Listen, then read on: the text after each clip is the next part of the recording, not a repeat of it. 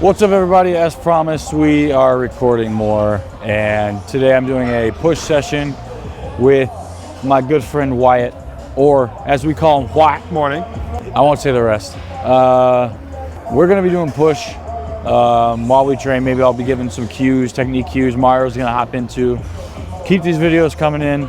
I'll be doing some more coaching stuff here in the near future.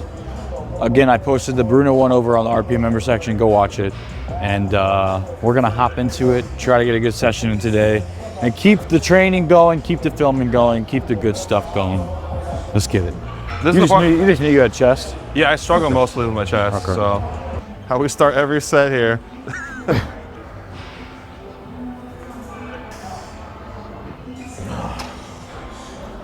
Holy shit. How's the pec feeling? Yeah, strain's, it's still there. It's just working around it the best I can. It doesn't feel terrible. Strain's getting better, but working around it's been a pain in the ass, that's for sure. That is for sure.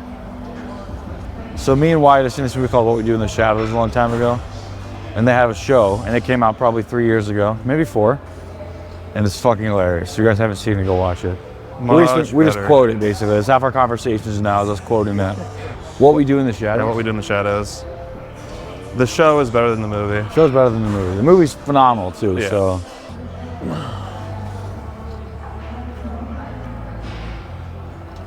It's really cold in this gym. The effect's great, but my God. Really gonna try to warm up a lot today, especially the way my pec is feeling. I might hit this for a few more sets before I go up any. 5 to 10 reps. It's super light for me, so I think I just need to warm up a lot more with it being this fucking cold. Core body temperature usually is, you're not cold, you're not super hot, but like you're pretty warm. The joints feel decent. You can start to feel the target musculature with technique. And after I work up to my working load for the day and potentiate with it so I know how it feels, then you're basically ready. But starting cold is just not, like, it's very stupid. Very stupid. Training cold is terrible.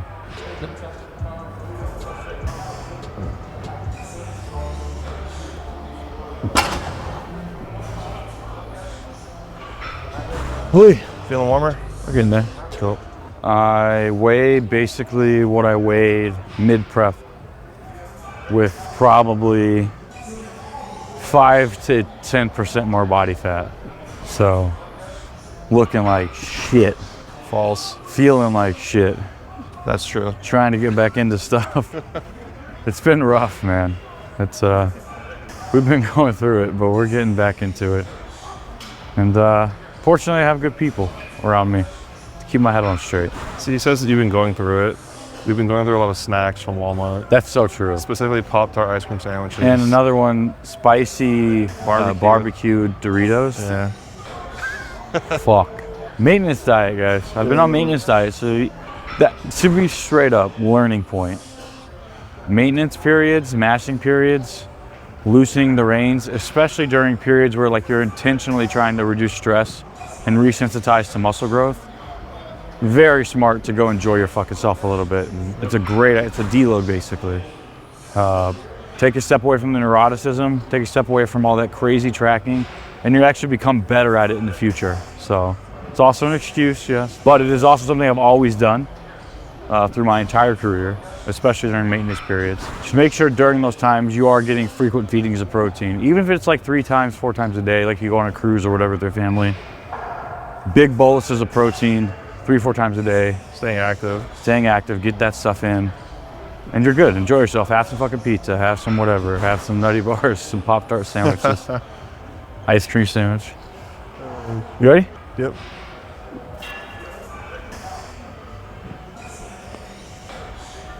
This might be a little too light. Yeah, I was gonna say 3 is still light. Cool. So with this strain I'm working around, I have to work in pretty high rep ranges. I'll probably do this for 15 to 20 rep range. I don't like it. I'd rather be pressing 5 plates, but can't be an idiot in these times. Where are you gonna go to? 4? Okay. That's right. So Wyatt's gonna be working in the 7 to 10 range. I would be too, if it weren't for working around this shit. You gotta be okay with modifying your training during times like this. And as much as you want to go heavy, just gotta pull the fuck back. Same with my knee right now. I can't even turn legs at all. Like there's a few days where I want to come in here and just say fuck it and just do like length and partials where it doesn't hurt. But I know it's gonna impede my progress of recovery. It's rough for people though, like the psychological relief. Oh, it's tough. Yeah. Well, you've been 7 months. So that's even, you know, these videos might be boring. The next, like when I'm training right now. But you guys get to see me go through this. And if I can do it, you can do it, you know? So. I'm probably a very boring person. For most pros, it's, this is a psychological release as well. And that's why there's always such debate with like, oh, just fucking kill yourself in the gym. That's why we're there. Versus being more analytical and logical with your training. But it started as therapy for most of these people. So it's understandable why that's still kind of taught it. And for me, it's both, you know? I come in here, it's a huge mental release, but it's also ideology of applying science-based methods to my life, especially my training, is where I find enjoyment. And that's another psychological thing for me. Like, how can I, now with this injury, find the best practices around what's wrong with my physiology at the moment? And if I can do that, you know, I try to find enjoyment in that, I can at least, it can still be somewhat of a psychological release. But for a lot of people, they can't kill themselves, they can't come in here and murder themselves. It's really hard. So you guys can see me go through this. I can hopefully supply some tips and tricks for you guys to still be able to be here and get something out of it. I'm gonna do my best. So. Or it's gonna be boring, you'll skip the next 5 videos. And then you'll see me in about 4 months and I'll be big again. Come on, push, push, push, push, push. Nice and slow on the way down, rack. Good shit. Oh, my man. Woo. Mario, you want 3?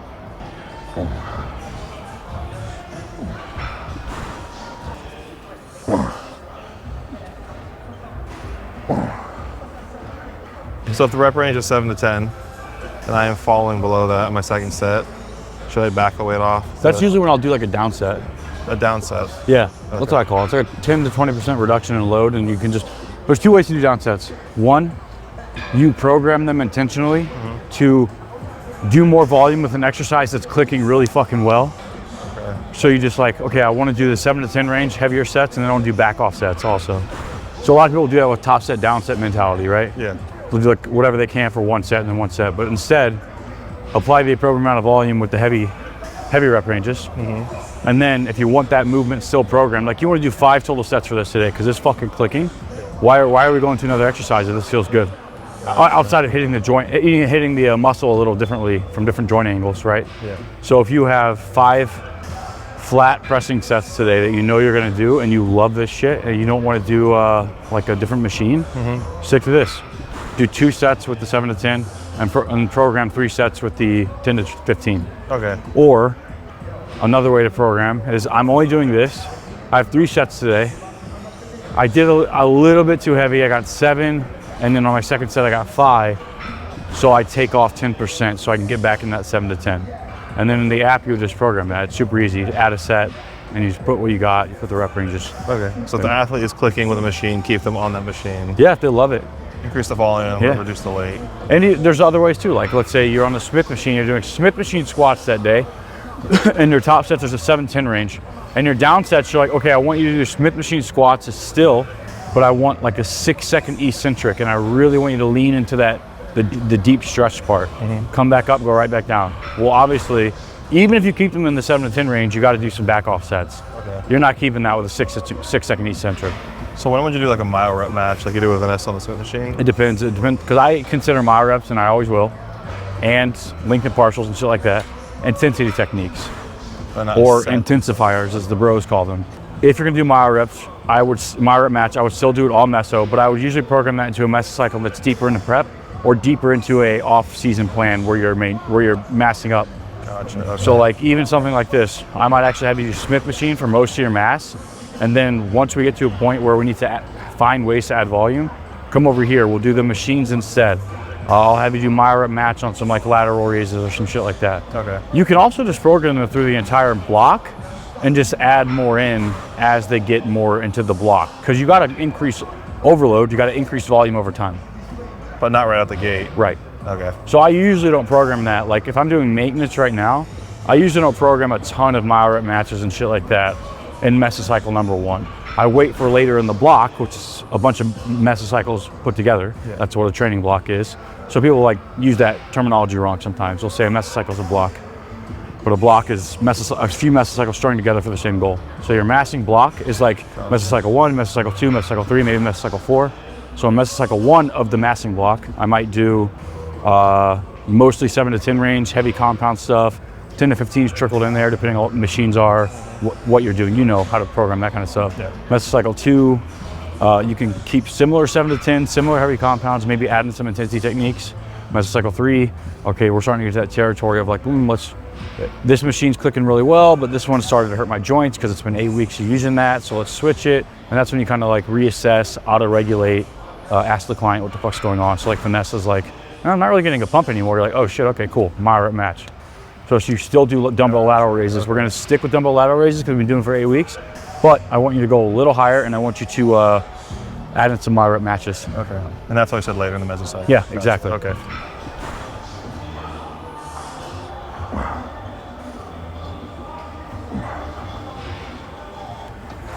With my pressing. It goes to the question you asked me of failure. Oh, Technical versus muscle, blah, blah, blah. Okay. If you are, and I say this all the time on the channel, I think I probably said it in the video with Vanessa, I said it in the video with Bruno on our member section, and I say it all the time. We are training muscles, we are not training movements. I don't care if you can press 5 plates on the advanced strength equipment plate loaded chest machine from NewTek. I care if your chest can handle the load that you're putting on it, the actual mechanical tension. And if you have to shift your position in any fucking way, you're shifting to new muscles. Why are we training the machine? I'm training your fucking chest. Stop training the goddamn machine. That's basically it. So yes, technical breakdown is failure because now you took your chest pretty close to failure, but it got hard. And the second it got hard, you're not doing it like Bruna fashion where it's like burning too bad, so you run away from it. Like Bruna knows, I talked to her about this after the session. I was like, look, you're running away from the pain and that's why your back hurts. You're not doing it that bad, but like the second you start to like, you feel like my chest is gonna get another rep, you modify. But to be honest, if you had just pushed through that rep, maybe now you're 2 in the tank, 1 in the tank, you're in that nice range of like, oh, my chest is gonna grow. Yeah. So now you put it on your front delt, your triceps, and you're taking it away from your chest. I look at it as like a loading bar or like a power bar. And like, actually, do you ever play Madden? Yeah. You know how when you're kicking a field goal, it goes like this, right? Yeah. So you're like training your chest, now you're training your triceps.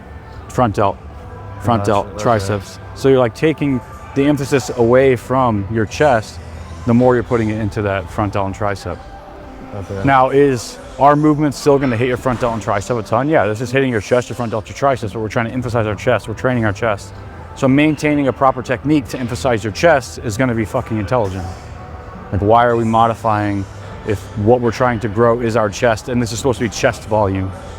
So I say, keep your chest nice and tall, even on the way up. When I cue people to press, I do think the concentric still does stuff. I'm not one of the people who jumped on the fucking LinkedIn partial bandwagon and it was like, it's only the LinkedIn position. It's only I don't believe that at all. That's ridiculous. So when I cue people to do any pressing movements, I say, reach your chest either, let's say on a machine like this, to the wall or to the ceiling. So when you're starting that movement, instead of like what you said I couldn't see those subtle changes. Yeah. Untrained eye maybe couldn't, but as Wyatt was going, this is what he was doing to initiate, and Mario's doing it too. To initiate the press, they're going like this. And of course it's gonna shift to the front delt and tricep. So what you wanna do is, I'm trying to kiss that fucking wall with my chest the entire time I'm pressing. It's a lot different, yeah. I'm assuming that's why I feel like my front delt is like rounding out. Yeah, literally, that's exactly why. And not only that, but that's gonna lead to a lot of shoulder issues too. I have a shoulder pump. Yeah. Yeah, on the press. Yeah. I get it. Yeah. I haven't been doing that for a very long time, so I have 0 shoulder issues. Fortunately. Keep the chest up. Once the chest comes down, that's failure. Yeah, or just, or it's gonna be new for you, and you just gotta fucking grind to that rep.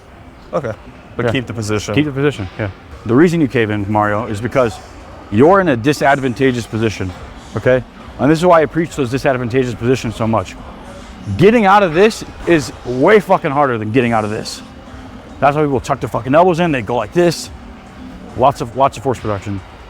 You're in a deep stretch position. Getting out of that is unfucking comfortable, especially if you're not used to it.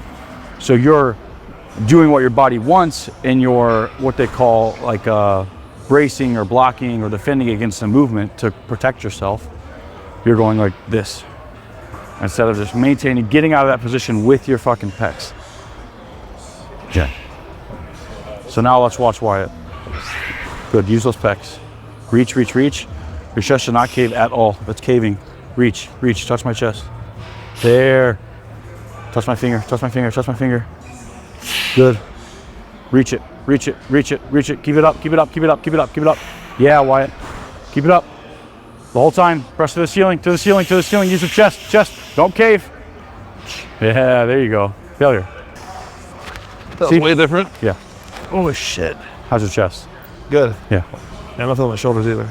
He was in a position where the triceps have the mechanical advantage. So what he wanted to do was cave his chest in and press with the triceps, okay? Instead of doing that, because the chest was going towards failure, the triceps still had some oomph left in them. Instead of doing that, he tried to continue the rep with the chest. As you do this more often, you'll get better trained at it. It's called technique acquisition. You will get better at producing force through that range in which you're not used to it. But right now, he hit failure like that, right? That's why I say rep speed is not a great indicator. A lot of people who are fast twitch and who have under-trained muscle groups, that means they don't get a lot of stimulus to the muscle group. It means if they have a large array of fast twitch fibers in that area, they haven't been training them properly anyway, because they're like doing a lot of slow twitch stuff. So because he's not used to that position, all his reps were like this, and then it just went like this. Boom, done. I'm done. That's why rep speed isn't always a good indicator of if you're close to failure or not. A lot of people will just shit the fuck out. A lot of people can grind because they have a lot of slow twitch distribution.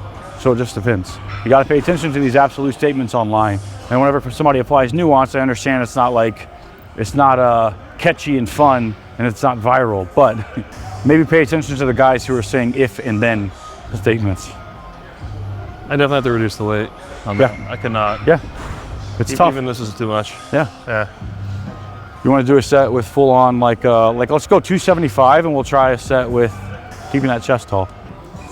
Retract to press. Yep. There you go. Press. It's gonna be harder, Mario. Good. Keep that chest up. Reach the chest toward me and keep it up. Now press with the pecs. Yeah, there you go. Much better. Reach it up, reach it up, reach it up, reach it up. Nice and slow at the bottom. Pause. Press. Pecs, pecs, pecs, pecs. Reach, reach, reach, reach, reach. Press with them, press with them, press with them. Reach, reach. Press with the pecs. Come on, Mario. Touch the ceiling with those pecs right now. Use them. Yes, better. Don't let it cave. Don't let your rib cage cave. Chest. All the way up. Reach. Big stretch. Mario, don't cave. Big stretch. Big stretch. Hit it. Stretch. Stretch. Better. Stretch. Stretch. Last one. Last one. Try to press all the way up. Nice and slow. Nice. Slow on the way down. Slow on the way down. Slow on the way down. Slow on the way down. Stretch. Stretch. Stretch. Good. Rack. How that feels? It's a difference. Yeah. What was the biggest difference? Well, I just felt my chest activated the whole entire rep, even when I'm up here. Yeah. Because back then, when I'm at the stretch, I can feel it. Yeah, of course. I can feel it. But right now, even when I'm at my peak, I could still feel it. Yeah. Versus back then, when I'm on my peak, Yeah. it's like, all right, cool, You I'm move it. taking a little break. Move it into, yeah, exactly. And right now, I felt like I wasn't having a break. This shit. Like the shit was just pumped the whole time. A little different. Now we're gonna have Wyatt do it.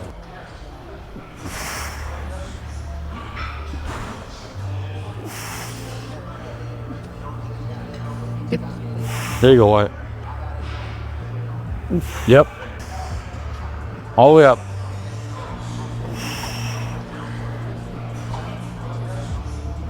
Come on.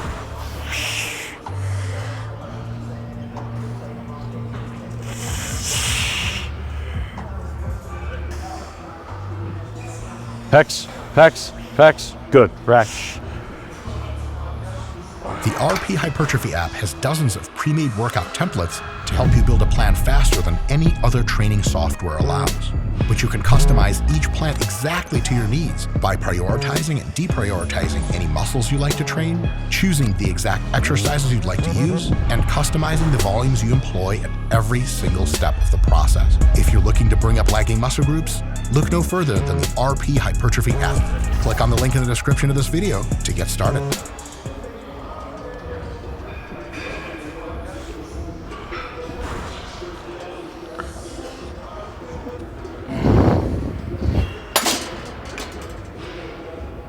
Okay. So right now my split's a little weird. I basically have some pushing stuff like 3 times a week. So today I have a little more chest. Or no, sorry, a little more tricep, a little less chest. So I'm hitting 1 chest movement, 2 tricep movements, a lateral bicep, can't remember. The other 2 days, the first day of the week is mostly chest, but I'm still kind of emphasizing the triceps due to the pec strain. But it's mostly pushing chest exercises, not alternating to we'll do a cuffed push down after this. Mostly push, which would be also chest on the second day, but with tricep based modifications as well. And then today is 1 chest, tons of tricep, and just trying not to do what I have already done and strain my pec again, which is what I did last time. I was doing a lot of chest-based exercises, but I was planning them basically like chest 3 times a week. A lot of chest volume though, and it ended up, that's how I ran into that issue. But making those small modifications.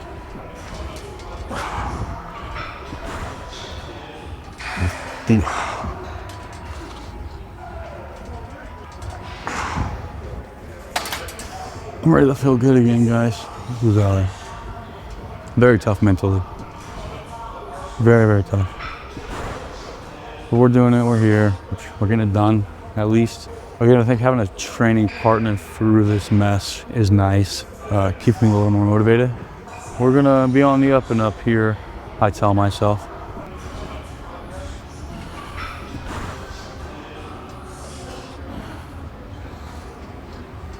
Two sets there, 2-3 sets of cable cuff, tricep extension, and I think we have 1 more exercise.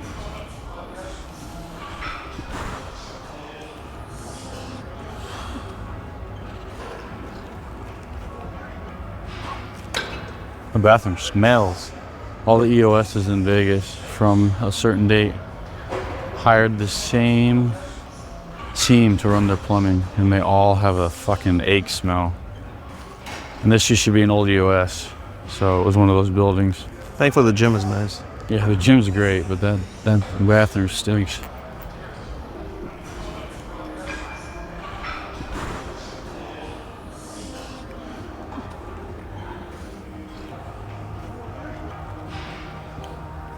I hate you. Okay. He doesn't even plug it into anything either. I just Instead of panhandling for money, you're panhandling for music. Please, sir, try to listen to the track. Travis, shut the fuck up. Let me kiss him.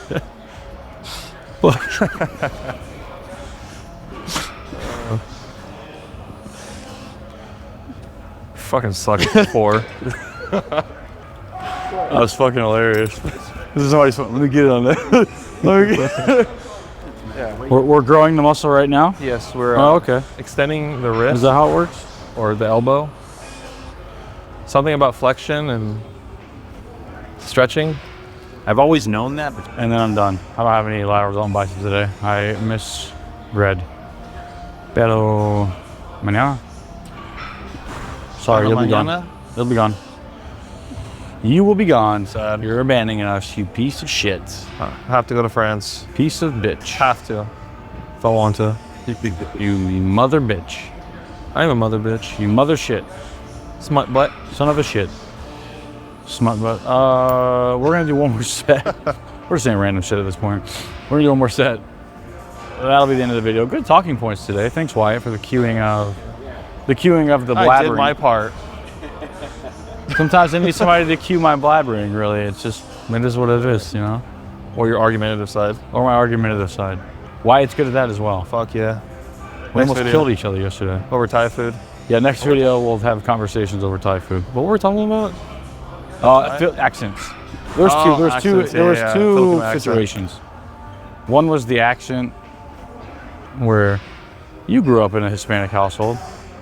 Did your parents have accents? Like accents? Like the Spanish accent? Yeah, Spanish accent. They just spoke Spanish the whole time. Yeah. So did they teach you Spanish? Poquito? Yeah. No. And then you went to school in an English school. Yeah. And so basically you have a great you have a great English accent because you went to school and you spoke English around people. And you also learned Spanish since the time you were a child. Thank you very much. He's answering for you. Thank you very much. Yeah. Thank you very much, Wyatt. Don't show your accent. And this is the reality for most people in the United States. So had she learned Tagalog, she would have been fine. Your American accent is being applied to him. Do you think you have an accent? A very small one. Very small. It's not. It's not thick. It's not thick though. It's not like what you would. What you were worried about with Tagalog. Worried about anything. What are you talking about worried? I like she would have had the Tagalog accent. Yeah, I have Indian American friends who have zero accents that grew up and they know both languages. Yeah. Well, like Vietnamese, it's how much you speak which language. What's the word? That's literally it.